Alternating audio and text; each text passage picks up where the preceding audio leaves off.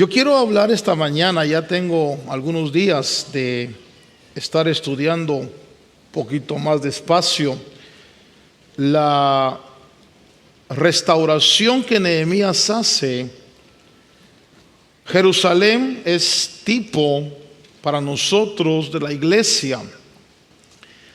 Y este personaje, Nehemías, le tocó vivir un tiempo donde Jerusalén estaba derribada.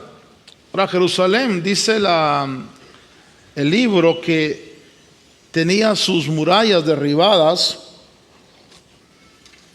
sus puertas derribadas, y esto nos habla a nosotros de verdades que con el tiempo la iglesia fue perdiendo.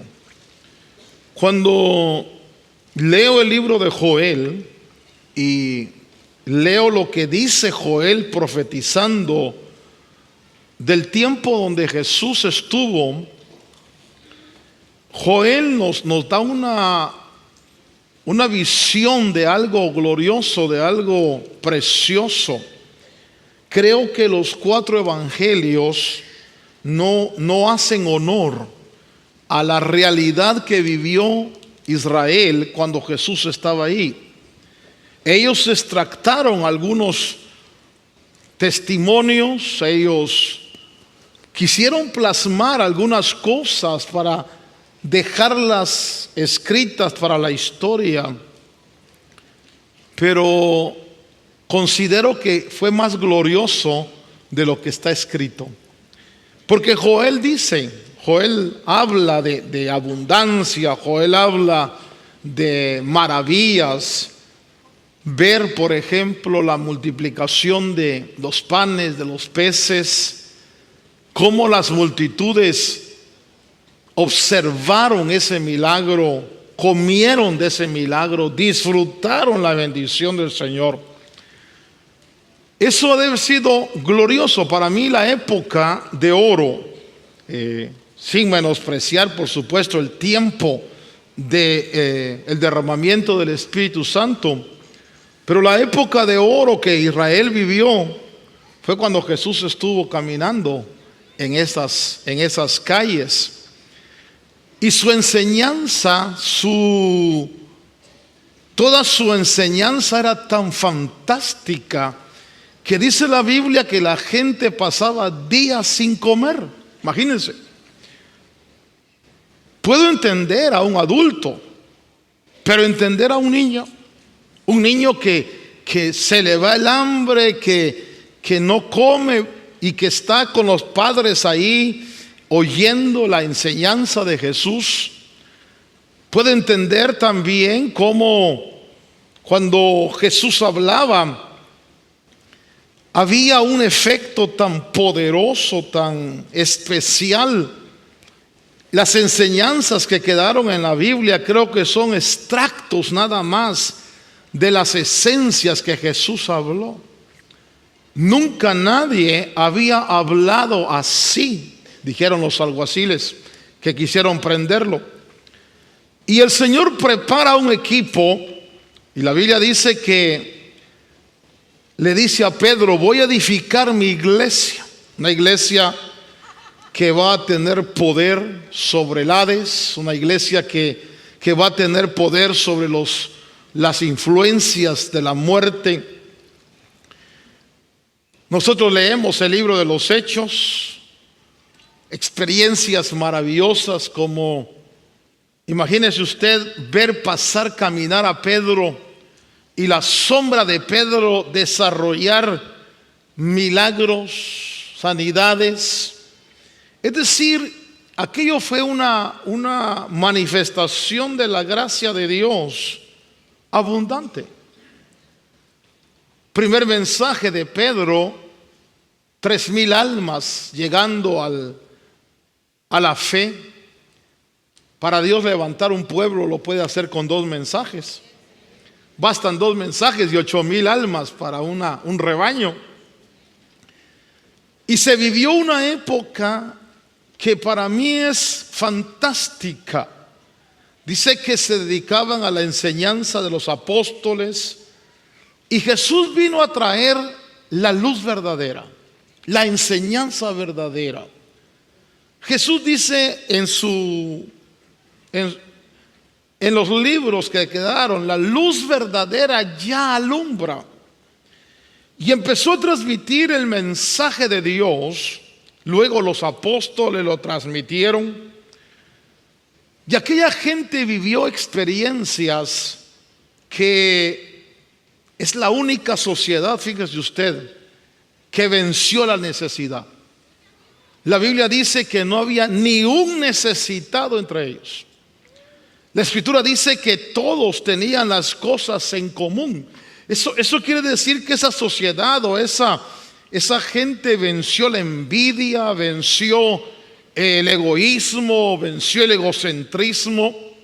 Había tal ambiente y tal atmósfera que cada día se reunían para escuchar la palabra de Dios en el templo y por las casas, y se empezó a trasladar el conocimiento divino. Nosotros tenemos también un extracto en el libro de los Hechos de lo que pasó con los apóstoles, aquellos hombres que empezaron a llevar el mensaje por todos lados con verdades tremendas. Jesús mismo dijo: conoceréis la verdad y la verdad tiene un efecto. La verdad me libera, la verdad me da libertad. Y entonces se empezó a predicar un evangelio de verdad. Jesús mismo, Él dijo: yo soy la luz del mundo, la lumbrera. Y lo que Él decía, lo que Él enseñaba, liberaba, porque es la verdad. Pero en la medida que la iglesia empezó a correr en los siglos, los que estudian un poquito la historia de la iglesia, nos damos cuenta que la iglesia empezó a caer bajo el dominio de personas que ya tomaron el liderazgo de la iglesia, pero que empezaron a llevar a la iglesia a tradiciones, a doctrinas muy humanas. Y de repente aquel espíritu de libertad empezó a perderse. Y la iglesia comenzó a vivir una época de una esclavitud espiritual. Nosotros estamos a casi 2000 años de distancia de los primeros apóstoles y heredamos nosotros una iglesia, en su mayoría nosotros venimos de raíces religiosas, donde el temor, la tradición, la esclavitud, estoy hablando espiritual, es parte de esa enseñanza. Y entonces la iglesia tiene que ser restaurada en verdades que Jesús enseñó, verdades que nos tienen que liberar. ¿Verdad? Llegó un momento en donde la iglesia, y cuando digo la iglesia estoy hablando de lo que se conoce externamente como la iglesia, aunque siempre han de haber habido remanentes, porque Dios nunca se queda sin remanentes, pero la iglesia, llamémosle nominal, la iglesia que se conoce como cristiana, llegó a enseñarnos tanta tradición, tanta oscuridad, que nosotros heredamos a un Jesús histórico, pero no a un Jesús resucitado, a un Jesús de nacimiento, a un Jesús de Semana Santa, pero no a un Jesús vivo, no a un Cristo que pudiera manifestarse. Llegamos a tal punto que perdimos verdades. Hoy en día la iglesia, hablo de la iglesia hispana en su mayor parte, le cuesta recibir, le cuesta creer que hayan cosas en la escritura que todavía están activas, que Dios no las ha quitado, que han sido los hombres los que han quitado esas verdades, las han anulado, y como consecuencia la iglesia ha perdido fuerza. Pero Dios levanta a Nehemías. Dios levanta hombres y mujeres que tengan el deseo de ver la gloria de Dios, de ver esa manifestación del Espíritu. Jesús dijo: la gloria que me diste les he dado. Y quizás podríamos decir que tenemos hambre y sed de la gloria de Dios, hambre y sed de ver a Dios moverse, hambre y sed de no tener una religión, de no tener una costumbre, sino de tener una relación, de tener un contacto, de que se vuelva a decir en la tierra, como se dijo en aquel entonces: han venido estos que revolucionan el mundo, han venido estos que trastornan el mundo.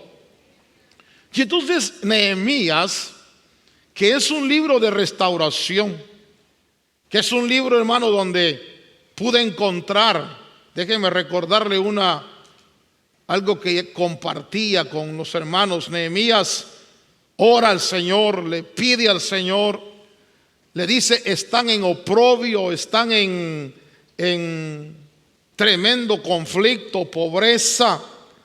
Usted lee ahí en ese capítulo primero de Nehemías que se pone a orar y ayunar, a pedir a Dios. Y la mano de Dios le contesta, y Dios le da la oportunidad de ir al rey y exponer el deseo que tiene de restaurar el templo, de levantar las murallas, de que la iglesia salga del oprobio. La iglesia, digo, Jerusalén, que tipo, no, estoy haciéndolo como tipo de la iglesia, salga del oprobio, salga de la situación en que está. Y dice la Biblia que el rey le da a Nehemías autoridad, le da tiempo, pero me llamó la atención sobremanera que Nehemías le pide al rey una carta para Asaf, quien era guarda del bosque del rey. Y al estudiar esa palabra bosque, encuentro que la palabra es pardes y que se traduce también paraíso. Diga conmigo: paraíso. De pronto entendí algo. En el capítulo 12 de Corintios, Pablo dice que él fue llevado al paraíso, que él tuvo una experiencia donde Dios lo lleva al paraíso. Quiero por favor asociar esto para entrar en el tema. Nehemías le dice al rey: dame cartas para que Asaf, guarda del paraíso, me dé madera para restaurar el templo, me dé madera para levantar otra vez el templo de Jerusalén. Y entonces, para el que es un poquito acucioso en lo espiritual, se me encendió el foco o me cayó el 20. Pablo fue instruido a los pies de Gamaliel. Pablo era fariseo de fariseos. Pablo, hermano, con toda su enseñanza, lo que logró esa enseñanza en él fue ponerlo en una completa oposición a la realidad de Dios. La Biblia dice que él tenía autoridad de los sacerdotes para arrastrar, para obligar a los supuestos blasfemos a, de alguna manera, apostatar, a renunciar a la fe en Jesús, porque para ellos Jesús era un hombre, un judío más.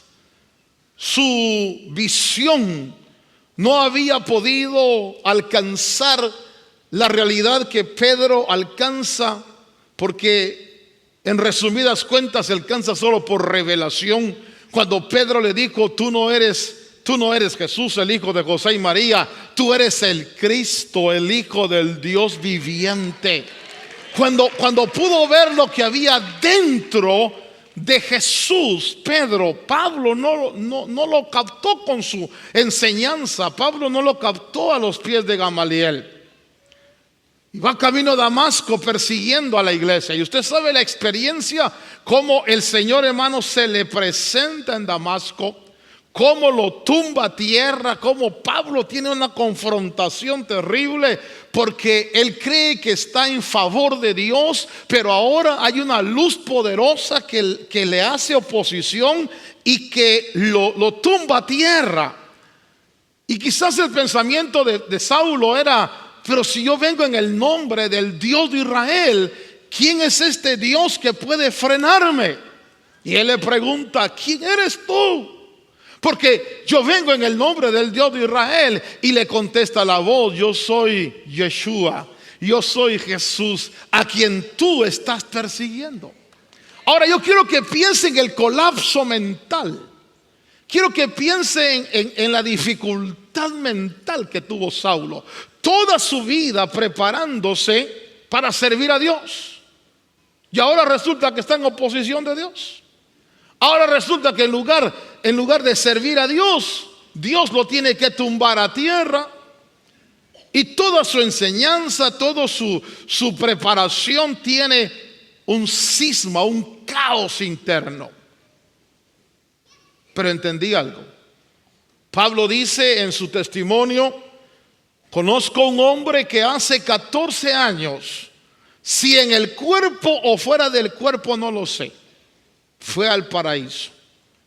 Ahí, cuando Nehemías va al bosque, que es el paraíso, ahí le dieron la madera para restaurar el templo de Jerusalén. Entonces entendí algo. Saulo sube al paraíso hace 14 años, porque en el paraíso le enseñaron lo que tenía que hacer ahora. Le dijeron: mira, toda tu formación está bien, pero te puso en contra de la voluntad de Dios. Y entonces en el paraíso, que es el lugar donde yo puedo probarle por la palabra, donde se enseña y se instruye, le dieron la madera para ahora edificar la iglesia. Y por eso el cambio tan diametral de Saulo, porque antes perseguidor de la iglesia, ahora defensor de la iglesia. Antes fariseo de fariseos era su orgullo. Ahora dice: todo lo que para mí era orgullo es pérdida, es basura comparado al conocimiento que ahora tengo de Cristo Jesús nuestro Señor.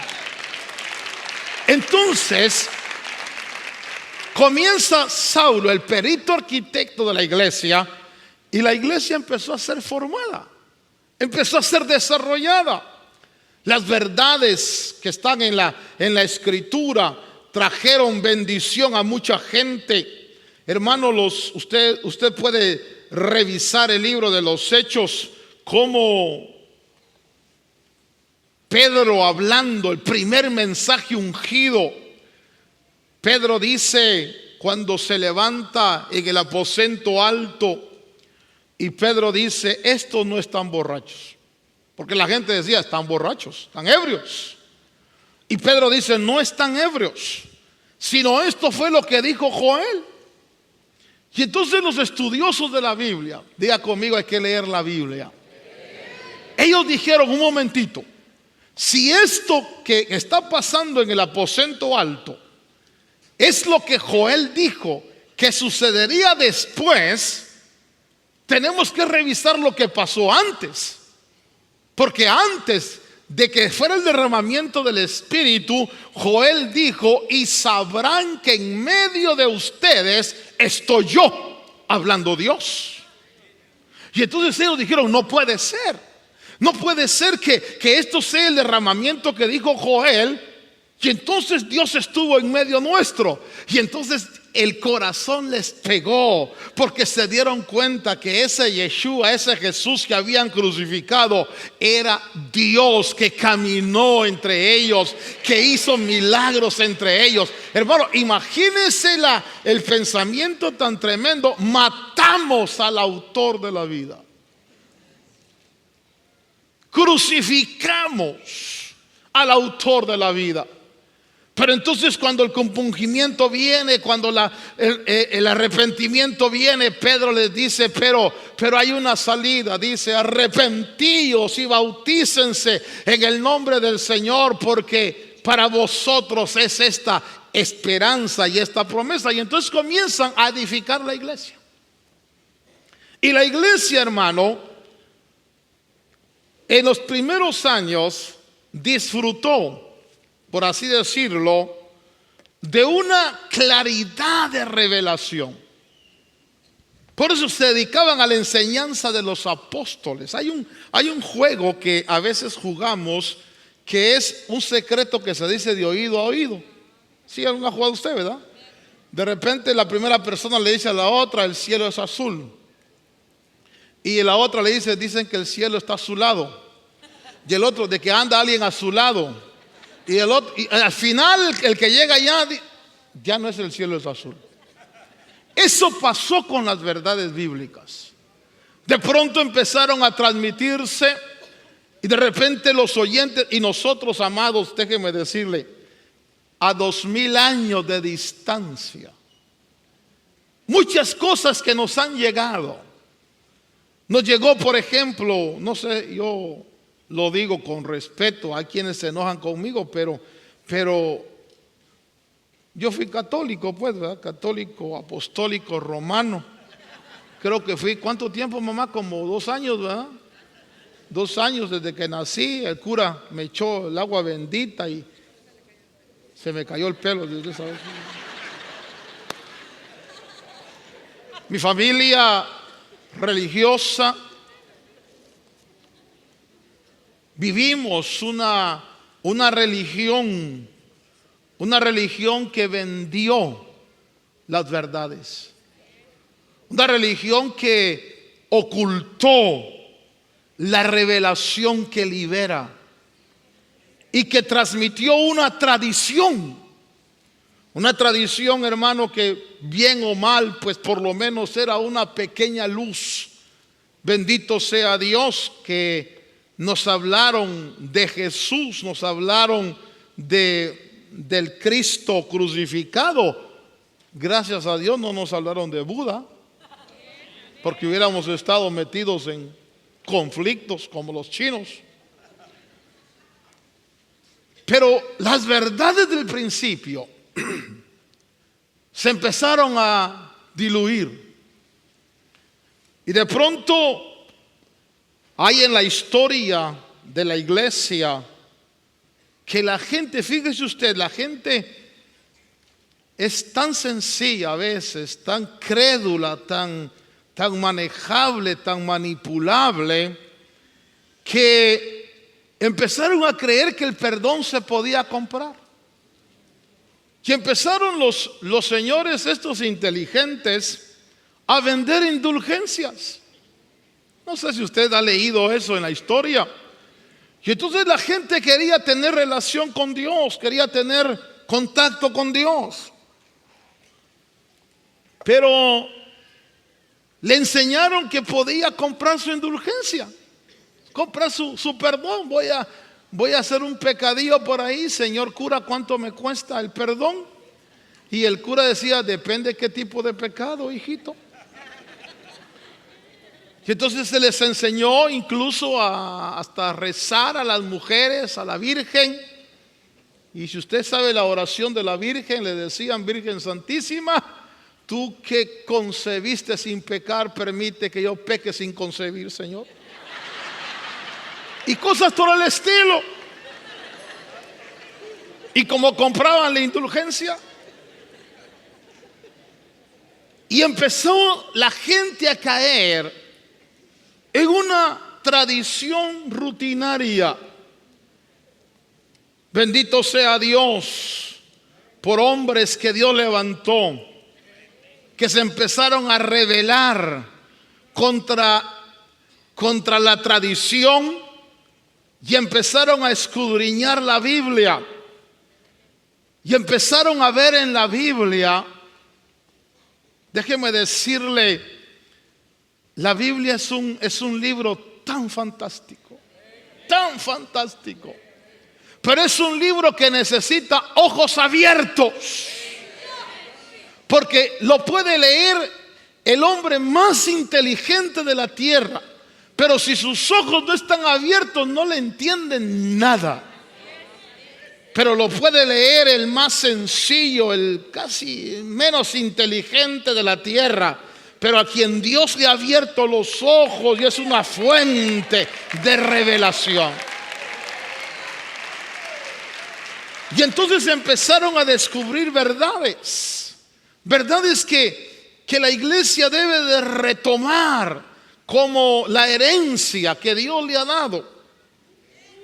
Y por eso todo lo que le he dicho es para introducir lo que cuando empiezan a restaurar Jerusalén, dice ahí en el capítulo 3, versículo 1. Mira, ahorita voy a entrar en mi mensaje. Me cuesta entrar en los mensajes a mí, y más salir. Ya que he entrado, a ver cómo me sacan, ¿verdad? Dice que se levantó Eliasib. Le hice repetir el nombre Eliasib, porque Eliasib quiere decir Dios restaurará. Y entonces nace Eliasib. Yo no creo que en Dios hayan coincidencias, hermano. Yo no creo que en Dios, mire, yo cada día me convenzo más de que Dios todo lo tiene fríamente calculado. A ver, diga usted, lo sospeché desde un principio. Dios todo lo tiene bien marcado. Y de pronto nace Eliasib. Y Eliasib es el sumo sacerdote. La Biblia dice el gran sacerdote. Pero Eliasib quiere decir Dios restaurará. Y entonces me di cuenta de algo. Su nombre está íntimamente vinculado con el tiempo y la función que realizará en el pueblo de Dios. Oiga esto, el nombre de Eliasib está vinculado. Yo no sé cómo tú te llamas, yo no sé cómo a ti te pusieron. No estoy diciendo que todos los nombres, pero ciertos líderes tienen nombres que no son producto de la casualidad ni del gusto de los padres, sino hay detrás de ellos una designación divina. Ya Dios en su soberanía le puso a la madre ahí, ponle Eliasib. Y tal vez estaban bien, estaban hermano amado viviendo un tiempo bonito, o quizás en la esperanza le pusieron algún día Dios restaurará y le pusieron Eliasib. Qué coincidencia que cuando él crece es el sumo sacerdote y es el primero que comienza a restaurar las puertas de Jerusalén. Se levantó Eliasib. Esto me gustó mucho porque yo no sé qué significa tu nombre. No sé si has averiguado qué significa tu nombre. Por ejemplo, Magda o Magdalena, ¿sabe lo que significa? Casa de demonios. Terrible ese nombre. Y entonces, cuando yo encontré que Eliasib quiere decir Dios restaurará, pregúntele a que está a su lado, ¿qué significará tu nombre?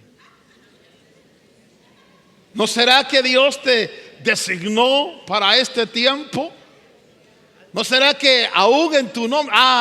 Usted me dirá, hermano, mi nombre así está gacho porque lo sacaron del almanaque. Me llamo Nepomuceno. Bueno, hazte ciudadano y cámbiatelo en el nombre del Señor, ¿verdad? Pero Eliasib es Dios restaurará. Y Eliasib se levanta, y voy al punto y dice en el verso 1 del capítulo 3 que Eliasib, el gran sacerdote, con sus hermanos los sacerdotes, edificaron la puerta de las ovejas. Diga conmigo, la puerta de las ovejas. Vamos a hacernos una pregunta aquí, porque aquí voy a ir al desarrollo. Pregúntele al que está a su lado: ¿tú eres oveja? Porque si eres oveja, esa puerta es para ti. Ahora, si eres cabro, esa no es para ti. Bueno, la puerta de las ovejas nos habla a nosotros. Fíjese que dice, es la puerta del ganado. La palabra que se usa en el original es seón, de una raíz que significa emigrar. Diga conmigo: emigrar. Rebaño de ovejas, cabras o hombres. Entonces Eliasib empieza a restaurar la puerta para emigrar.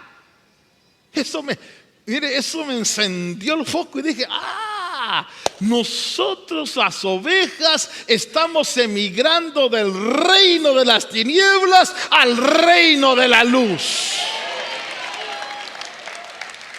Para salir del reino de las tinieblas hay que pasar por la puerta de las ovejas, porque es la puerta donde se emigra. Eso quiere decir, estimados amigos, yo sé que aquí lo saben, pero para aquellos que me escuchan, eso quiere decir que no hay otra forma de emigrar del reino de las tinieblas al reino de la luz, sino por la puerta de las ovejas. Pero escúcheme esto: en Juan capítulo 10 verso 7 Jesús dijo, no Buda, no Mahoma, ninguna otra religión. Jesús dijo: yo soy la puerta de las ovejas. Estimados amigos y hermanos, hay millones de religiones en el mundo. Hay millones de seres humanos que quieren emigrar hacia el reino de Dios. Quieren salir del dominio satánico al reino de Dios. Bueno, esta mañana me digno en decirles: no hay otra forma más que por la puerta de las ovejas, porque hay un solo mediador entre Dios y los hombres: Jesucristo. Con todo respeto, ni siquiera María, ni Francisco, Dios lo bendiga y lo ayude, ojalá se convierta. La única forma de emigrar, mire, nosotros entendemos lo que es emigrar. Nosotros sabemos, hermanos, lo que es emigrar. Quizás muchos de nosotros, nadie se ofenda, muchos de nosotros perseguidos políticos, muchos de nosotros perseguidos por la miseria, perseguidos por la pobreza, vimos en los Estados Unidos, no es mi caso pero me voy a meter en el costal, vimos en los Estados Unidos la oportunidad de una mejor vida y decidimos emigrar. Decidimos agarrar nuestros pocos telenques que teníamos allá, hermanos, dejarlos y dirigirnos hacia esta tierra que bendecimos en el nombre de Cristo, porque ha sido buena con nosotros. Entendemos lo que es emigrar. Ahora, aquí dice que había una forma de emigrar, salir del mundo de tinieblas para entrar en el reino de Dios. Y esa es la restauración de la puerta de las ovejas, la puerta del ganado, donde se emigra. Y Jesús dijo: yo soy la puerta de las ovejas. Es decir, para poder emigrar del reino de las tinieblas al reino de la luz, escúcheme bien, necesariamente, indispensablemente, hay que venir a Jesús. Hay que venir a Jesús. Los políticos quieren quitar la palabra Jesús. Los hombres que están en autoridad quieren quitar la palabra Jesús. Colombia quería quitar la palabra Jesús. ¡Brutos! ¿Cómo van a cerrar la puerta? Si hay una sola forma de escapar de la condenación, es a través de Jesucristo, el Hijo de Dios. Quizás alguien se ofenda y me diga: usted es radical. En esto soy radical. No hay otro camino. No hay otra senda. A mí me enseñaron el camino de la tradición, el camino del rezo, el camino del sacrificio, el camino de la brujería, el camino de la santería, el camino, hermano, del ateísmo. Y todos esos caminos al hombre que le parecen derechos van a la destrucción. Hay un solo camino que al hombre lo lleva a la vida eterna, y es la puerta de las ovejas, Jesucristo, el Hijo de Dios. Tal vez por eso te digan que eres radical, y tal vez por eso te quieran excluir, pero prefiero ser amigo del Cristo vivo que de los hombres. Prefiero estar en armonía con el cielo y no en oposición del cielo. Ahora mire esta verdad. Esta puerta de las ovejas, dicen los comentarios, que estaba cerca del templo. Es probable que los sacrificios para el templo entraran ahí. Juan capítulo 5, versículo 2, dice, cuando nosotros interiorizamos un poquito en el Evangelio de Juan, en el capítulo 5, versículo 2, dice, y hay en Jerusalén, esto me gustó, y hay en Jerusalén, ¿qué sigue diciendo? Junto a la puerta de las ovejas, un estanque que en hebreo se llama ¿cómo? Betesda. Diga conmigo, Betesda. Betesda quiere decir casa de misericordia. Porque la salvación, hermano, no es un pago que Dios le da al hombre.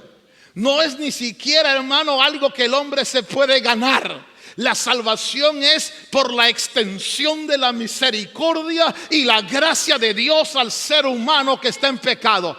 Y hay junto a la puerta de las ovejas un estanque que se llama casa de misericordia. Eso quiere decir que cuando uno inmigra del mundo espiritual al reino de Dios, Dios quiere que entres en la casa de misericordia. Diga, casa de misericordia. Yo conozco congregaciones donde dicen, uy, miren quién vino. Ese no debe estar aquí. Si ese es así, asá, acá. Esas no son casas de misericordia. Esas serán casas de juicio y de condenación. Esas serán casas, hermano. Hay otras congregaciones donde lo que importa es el roce social. Y al que tiene plata, welcome. Y al que no tiene plata, tú siéntate por allá. Esa no es casa de misericordia. Hay otras congregaciones donde son tan religiosos, hermano amado, que se olvidan de la misericordia. ¿Qué es misericordia? Es favor que Dios concede. Cuando uno entra, amigo y hermano, cuando uno entra a la verdadera iglesia de Cristo, digo, la verdadera iglesia de Cristo, uno encuentra misericordia.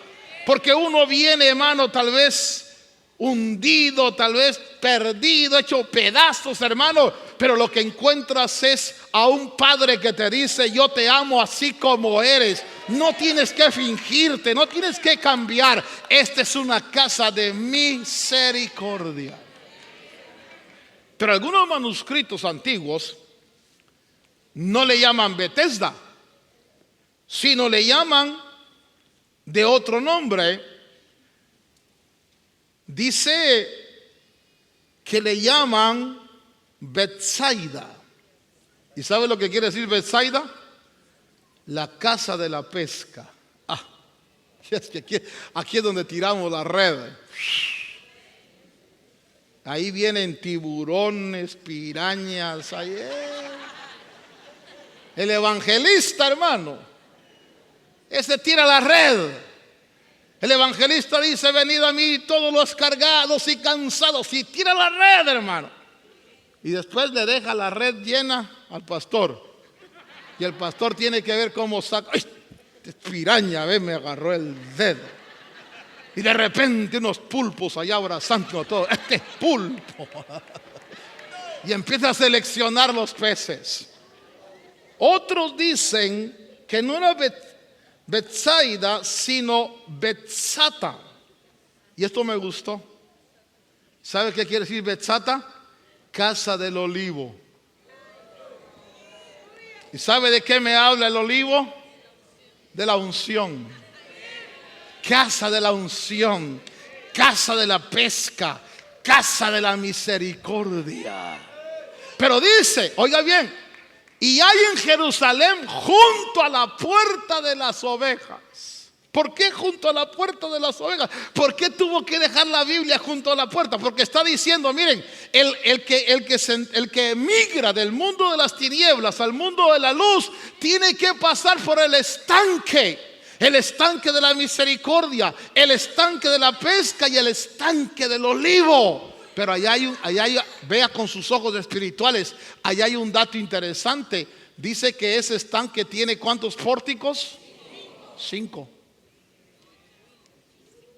5 pórticos, 5 entradas. ¿Quiénes son las 5 entradas? Apóstol, profeta, evangelista, pastor, maestro. ¿Por qué la iglesia no restaura los 5 pórticos? ¿Por qué ahora dicen, no, es que no hay profetas, no hay apóstoles, solo pastores? ¿Quién dice que no hay? Si están entrando, están inmigrando. Mire, me gustó mucho. Yo fui he ido varias veces a Israel, y en una de las oportunidades que fui a Israel, y no se sienta mal porque no he ido con sus diezmos, me han invitado los judíos. Lo digo para sanarme, ¿verdad? Ahí. Que no, ya sé en qué se gastan los diezmos, nada. Y en una de esas invitaciones que me hicieron, me llevaron a muchos. No fue una visita turística, sino fue una visita educativa. Yo estuve en conferencias, hermano. Había unas conferencias que estaba el maestro allá hablando. Y todo en inglés, hermano, y con mi inglés yo soy buenísimo. Y entonces mi hermano estaba ahí, le decía a mi hermano, hacete para adelante un poquito.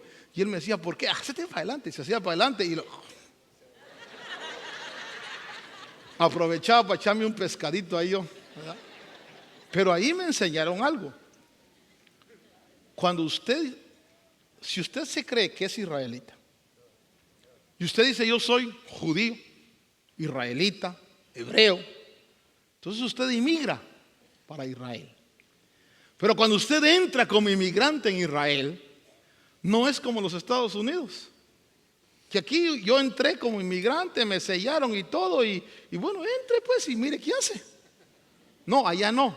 Allá te agarra el ministerio de absorción. Dice, usted es hebreo, sí, muy bien. En este año le vamos a dar de comer, donde vivir, porque queremos que hable hebreo y que se instruya en un oficio. ¿Ustedes hacen eso? Sí, me dieron ganas de irme, hermano. Un año de estudiar hebreo. Un año, hermano, de que le dan alimento, que le dan la comida. Al año, el inmigrante ya sale de ahí, del ministerio de absorción, ya sale con trabajo hablando hebreo. Mire, ¿cuántos de aquí tenemos tantos años de estar en Estados Unidos y don't speak English? ¿Sí? A mí me da vergüenza. A veces, fíjese que la otra vez pasé por inmigración aquí, y entonces me dice el cuate, me dice en inglés, ¿cuántos días estuviste afuera? ¿Y qué fuiste a hacer? Y entonces yo saqué mi inglés, hermano, y dije, I went to see, what? Go ahead, me dijo. Y yo me reí. Yo dije, como lo enredé con mi inglés, mejor se sacudió de mí. Pero ¿qué tal si nos hubieran dado un año de entrenamiento? Ahora, las ovejas no están inmigrando a los Estados Unidos. No están inmigrando a Israel. Estamos inmigrando al reino de los cielos. Y ahí, escúcheme, ahí está el ministerio de absorción. Betesda, la casa de misericordia. Betesda, la casa de la pesca. Betesda, la casa del olivo, de la unción. ¿Sabe? Donde hay 5 pórticos. Por eso, Iglesia de Cristo que se reúne aquí en Downey, yo sé que ustedes aman a su pastor. Ay, gracias, Señor. Pensé que nadie iba a decir amén.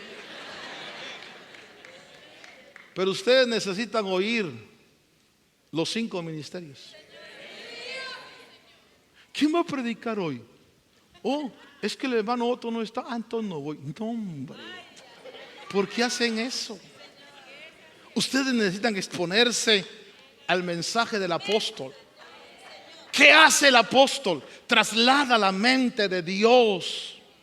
Mensaje del profeta. ¿Qué hace el profeta? Traslada la visión de Dios. Mensaje del evangelista. ¿Qué hace el evangelista? Traslada la boca de Dios. Mensaje del maestro. ¿Qué hace el maestro? Traslada las manos de Dios. Y mensaje del pastor. ¿Qué traslada el pastor? El corazón de Dios. Por eso es que el pastor, por eso yo me curo en salud. Yo no soy pastor. Porque el pastor es aquel que anda, hermano Río, el pastor es aquel que anda con las ovejas. ¿Qué tal, hermanito? ¿Cómo está usted? Qué gusto verlo. Ay, qué bueno. En la casa todo bien. ¿Cuándo come? Voy a llegar a su casa. El pastor ahí más de sobada en sobada buscando, hermano.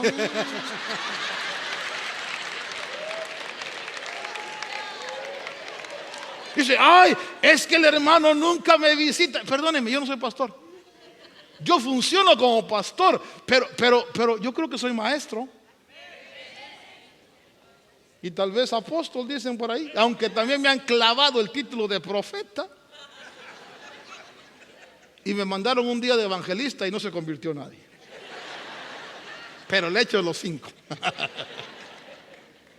Pero los 5 ministerios son para nosotros. Entonces hay que decirle al Señor, fíjese qué lindo, si alguien que, hermano, viene del mundo, alguien que hay que restaurar esto. Si alguien viene del mundo, primerito hay que meterlo a Betesda. Porque ¿qué pasó en Betesda? Se sanaba la gente. Porque como venimos del mundo, hermano, mire, algunos venimos sin experimentar amor.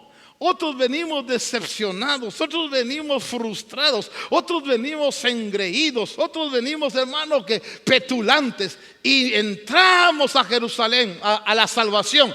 Y qué lindo que nos metieran a Betesda, al lugar de la misericordia, al lugar de la pesca y al lugar de la unción. Y de repente, hermano, los ministerios. ¿Qué fue lo que hizo Dios con Pablo cuando lo alcanzó? Lo metió, hermano, a 3 días de ayuno y oración. Y de repente mandó a Ananías para que le diera la impartición del Espíritu y empezara su formación en la casa de la misericordia. Entonces, esta puerta tiene 5 pórticos. Si usted cree en los 5 ministerios, dígale al que está a su lado, tú puedes ser uno de ellos. Tú puedes ser uno de ellos. Hay un mal, yo sé que ya me fui de la televisión, pero creo que estoy todavía en internet y en la radio. Hay un mal hoy en día en la iglesia. Creen que el apóstol es el jefe de la iglesia. Eso es un error. El jefe se llama Jesucristo. El apóstol, escúcheme, el apóstol es el visionario. Es el que recibe la mente. Por eso a veces me dicen, mire, yo voy a unos lugares y predico y me dicen, ay, la voz, ¿de dónde sacaste eso? No es que uno lo saque, es porque Dios le da a uno el trabajo y le da la herramienta. Entonces uno no puede decir, ay, es que yo soy esto. No, no, es la misericordia de Dios con este bruto. Dice, le voy a dar visión para que comparta. Entonces el apóstol es importante porque el apóstol tiene la visión, la mente, lo que Dios piensa. Y entonces necesitamos apóstoles, necesitamos profetas, necesitamos evangelistas, necesitamos maestros y también pastores. Esos pastores, hermano, mire, felices entre las ovejas, hermano. Usted no lo saca de su casa, hermano. Ahí llega el pastor. Mana Chonita, ¿por qué no ha ido a la iglesia? Ay, otra vez el pastor. Pero cuidan que está alguien enfermo, ahí va el pastor, hermano. Por eso, perdónenme, I'm sorry, con excuse me, como dice mi cuate. Yo soy maestro, apóstol, tal vez profeta, quise. Quiero ser buen pastor, pero me cuesta. No tengo tiempo para ir a ver a los que están enfermos. No tengo tiempo porque ando enseñando por todos lados. Entonces me cuesta. La gente dice, es que yo no voy a ir porque el pastor nunca me visita. Bien, hermano Edwin, a partir de hoy usted encargado de visitar a las ovejas. Voy a hacer algunos cambios dentro de poco. Voy a nombrar a unos pastores y líderes para que así esos pastores lleguen ahí, los soben, los acaricien, les echen aceite y en cada acariciadita tienen que traer un poquito de lana porque es parte. El pastor visita y la oveja da lana. ¿Ah? Ahora, quiero terminar esto de la siguiente manera. Pregúntele a que está a su lado, ¿eres oveja? Pero así dígale, ¿en serio eres oveja? Porque en el capítulo 10 de Juan, le voy a decir las características de las ovejas. Porque hay algunas personas que puede ser que no sean ovejas. No sé por qué me venía esa canción a mí. Porque eres un lobo que siempre ha vestido piel de oveja. La canta la hermana. ¿Quién es la hermana que canta eso? ¿Usted no conoce a algunos lobitos ahí? Hermano, con su piel de oveja. ¡Ja! Pero son lobos. ¿Sabe cuál es la característica del lobo? Ataca el rebaño. Ellos no quieren que usted se congregue. Ellos van a atacar el rebaño. ¿Y para qué vas? Ya salte de ahí. No, pero las ovejas.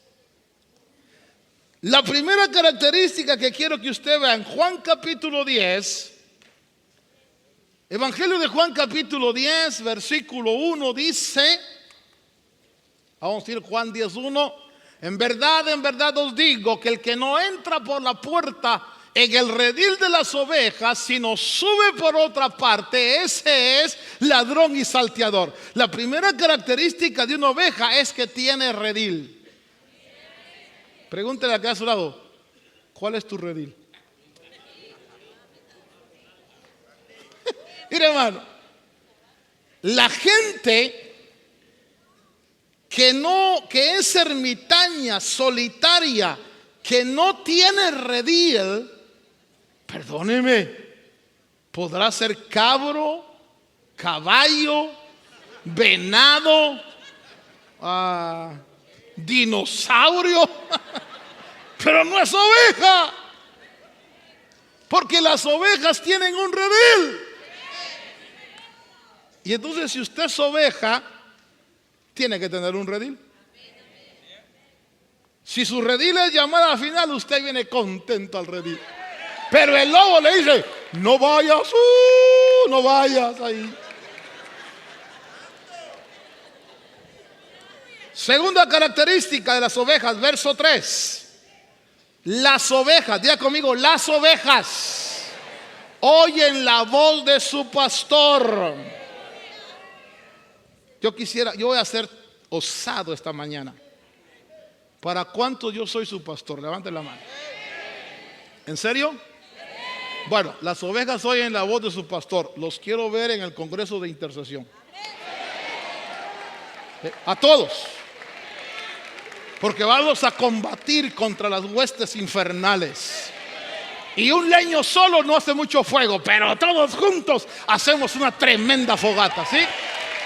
La segunda característica del que es oveja es que oye la voz de su pastor. El hermano Otto dijo que oyamos, pero yo, cabro. Y te lo dije pequeño, si te lo digo grande es mala palabra.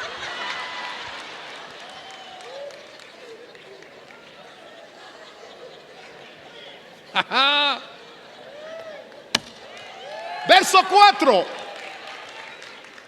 Verso 4 dice: cuando saca todas las suyas, va delante de ellas.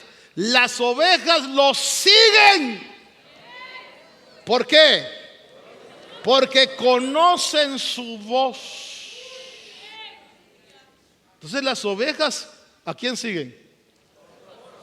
Yo voy a estar aquí y me voy a poner en la puerta, a ver, voy a contar las 100 ovejas. Y si me falta uno, voy a dejar las 99 aquí en lo que están. Y mira, voy a mandar a los security a buscarme a la oveja perdida. Y yo sé lo que estará cantando la oveja perdida, porque hasta lo cantábamos. Soy la triste oveja que dejó al pastor. Eso cantábamos antes. ¿Sí?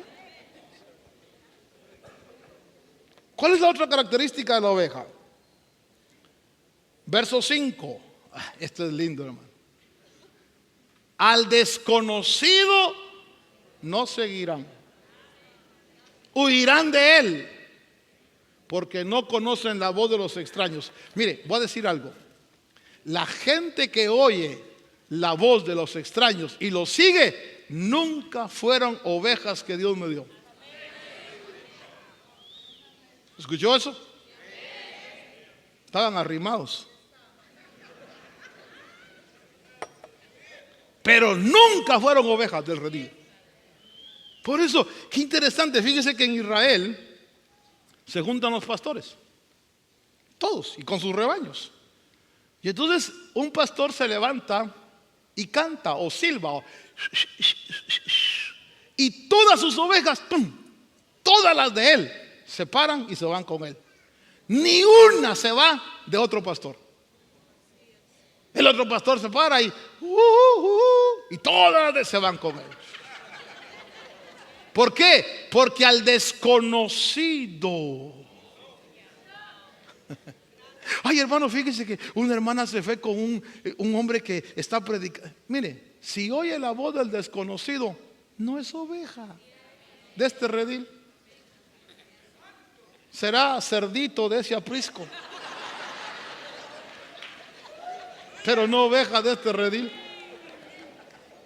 A ver, pregúntele a que está a su lado: ¿tú eres oveja? Ovejorro. Qué linda las ovejas. Algo más. Yo voy a cerrar con esto. Dice,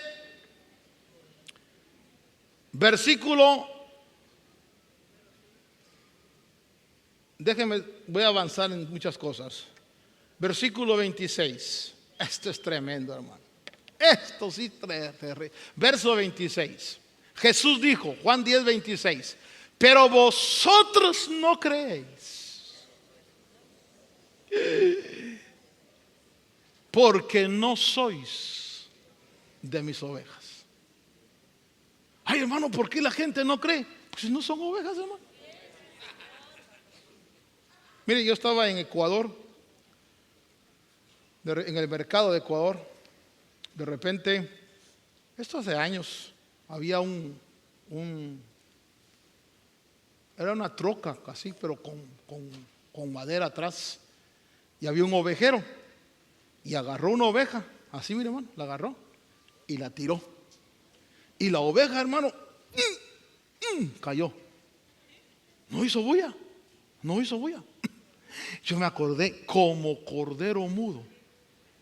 Y la oveja la tiró y no hizo bulla. Seguí caminando y en eso venía un hombre jalando un cerdo. El cerdo.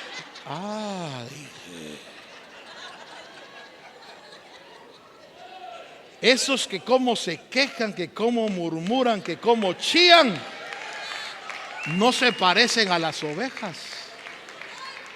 La oveja es muda. A ver, pregúntele a la que está a su lado. ¿Eres oveja?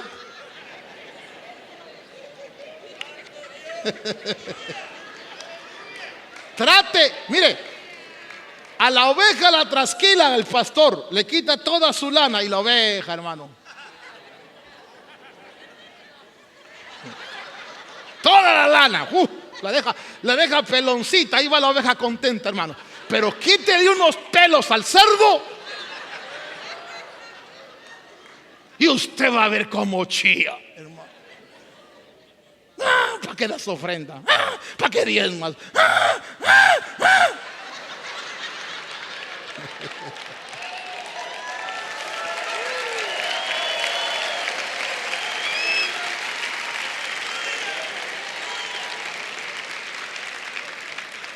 La restauración de la puerta de las ovejas, yo tenía mucho más, pero ya es hora de ir a comer. Oiga lo que Dios le da a sus ovejas. Verso 27 al 29. Por favor, con esto cerramos. Mis ovejas oyen mi voz y yo las conozco y me siguen. 28. Y yo les doy vida eterna. A ver, ovejas, levanten la mano y digan: tengo vida eterna. Pero no solo vida eterna, jamás. ¿Qué es jamás? Jamás, jamás, jamás, jamás.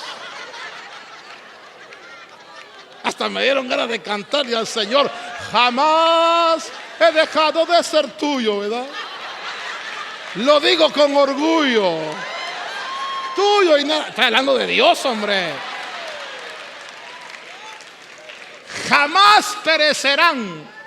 Ay, hermano, el diablo se quedó con las ganas de llevarte al lago de fuego, al infierno, porque eres oveja.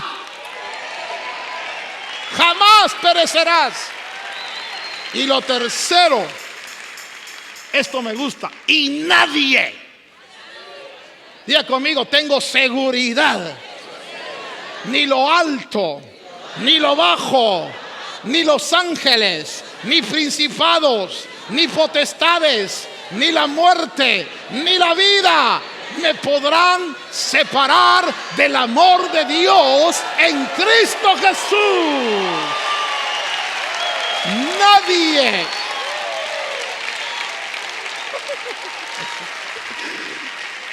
Nadie.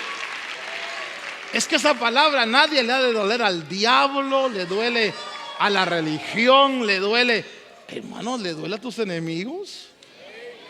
Nadie las arrebatará de mi mano. Conclusión: la puerta de las ovejas. Hay muchas más cosas que tendría que haber dicho, pero por razón de el estómago que ya reclama. La restauración de la puerta de las ovejas es la restauración de la doctrina de la salvación que Dios ofrece por gracia, mediante la fe en el sacrificio de nuestro Señor Jesucristo. Entonces lo normal no es una religión, es salvación. Imagínese usted, cierro con este pensamiento. Imagínense que alguien entra a Cristo aquí, hoy, su primer día, recibe a Cristo. E inmediatamente después que recibe a Cristo, cae en manos de gente con entrañas de misericordia. Cae en manos de gente ungida que la sana. Y cae en manos de pescadores que lo enseñan a ser pescador. ¿Quién se quiere ir? Hermano, si encuentro misericordia, si encuentro aceite. Porque eso es lo que el Señor marca de la puerta de las ovejas. La puerta de las ovejas, Eliasib se levantó a restaurar esa puerta. Es la restauración que debe haber de la salvación. Amigos y hermanos, la salvación, no tienes absolutamente nada que pagar por la salvación. Sencillamente reconocer que Jesús es tu Señor, tu Salvador, abrir el corazón y decirle: Señor, te recibo. Y Él te va a introducir en el estanque de Bethesda, donde tu sanidad va a comenzar, donde los 5 dedos de Dios van a estar operando hasta que estés completamente sano. Todas las ovejitas quiero que cierren sus ojos y le digan al Señor: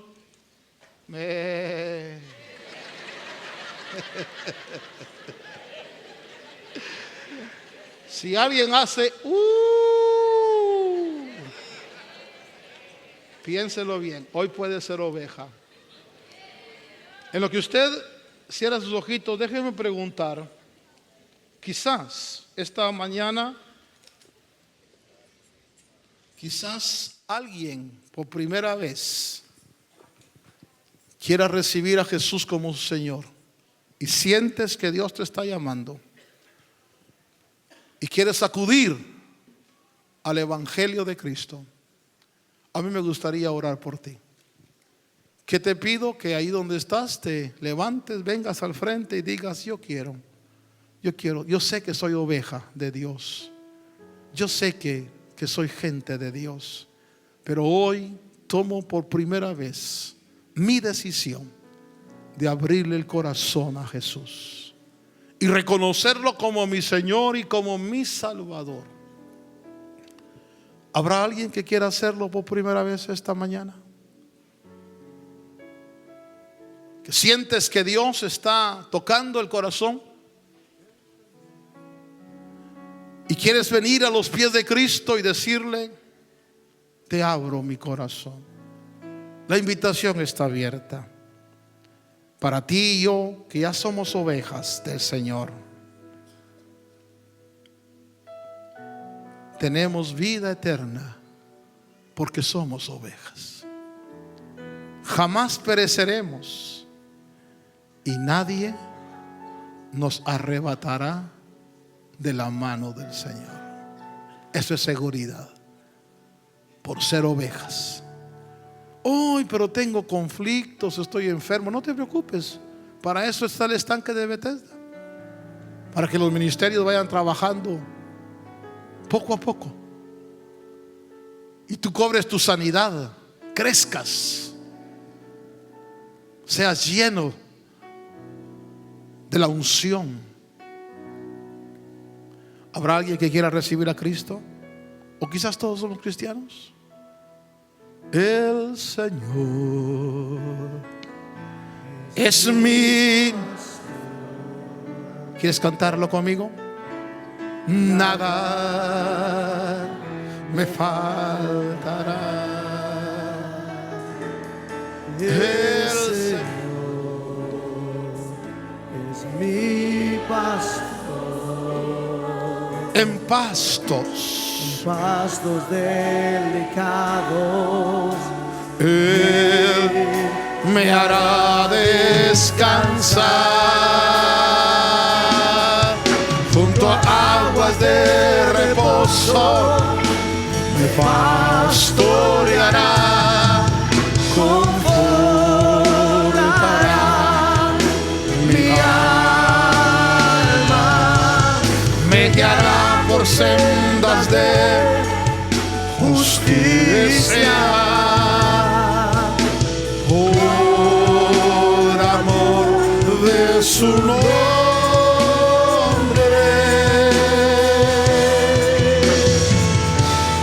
El Señor es mi pastor,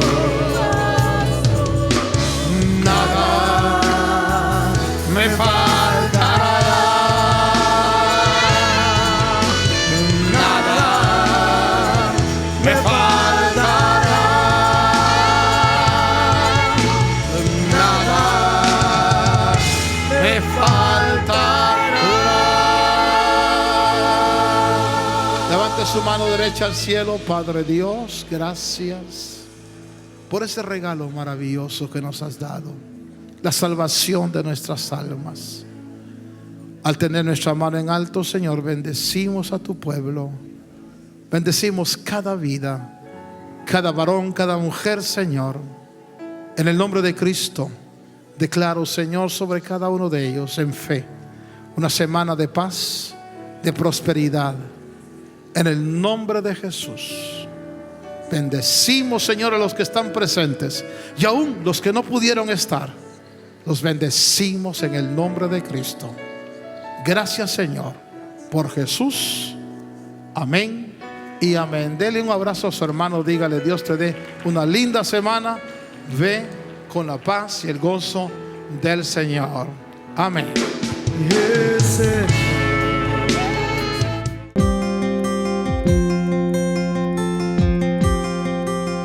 Agradecemos su amable sintonía. Si desea más información, puede hacerlo escribiendo a la dirección que aparece en pantalla o visítenos vía internet a llamadafinal.com. De parte de los ministerios Llamada Final y nuestro apóstol Otto René Azurdia, deseamos que su vida sea llena de bendiciones. Y recuerde que estamos predicando el Evangelio con una llamada final.